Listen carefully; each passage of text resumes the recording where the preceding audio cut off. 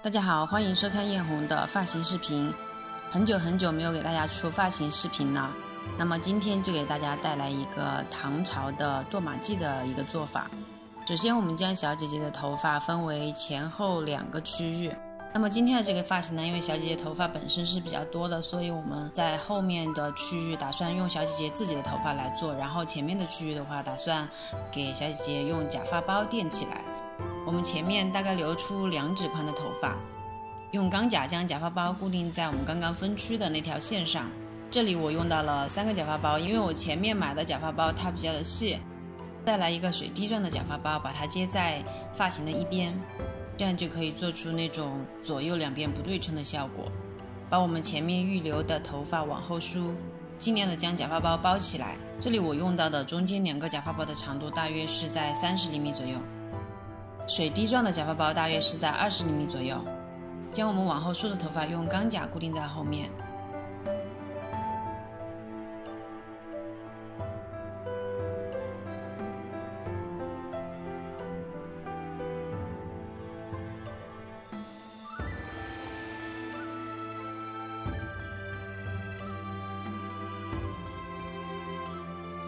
再用发胶进行定型，在定型的时候将我们的头发捋顺。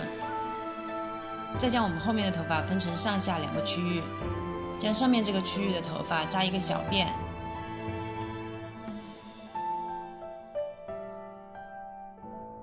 把这个区域的头发打毛，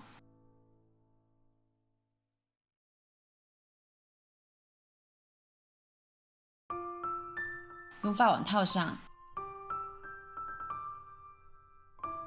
发网根部固定在马尾的根部。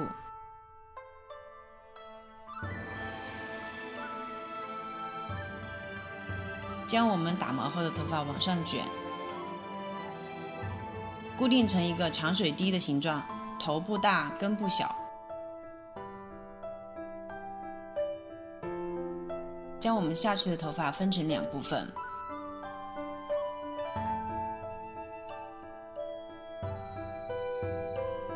左右往上包，交叉的固定在小辫的根部，这里一定要固定紧。如果是支撑力不够的小伙伴，可以在里面加一个底座，或者是用假发包代替。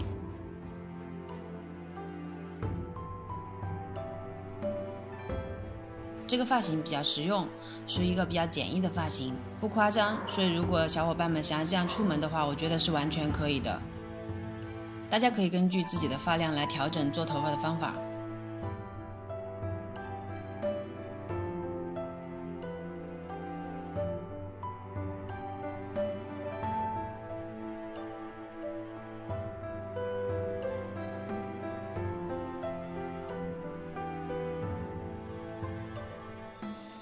最后我们再喷上发胶，戴上头饰，我们整个发型就完成了。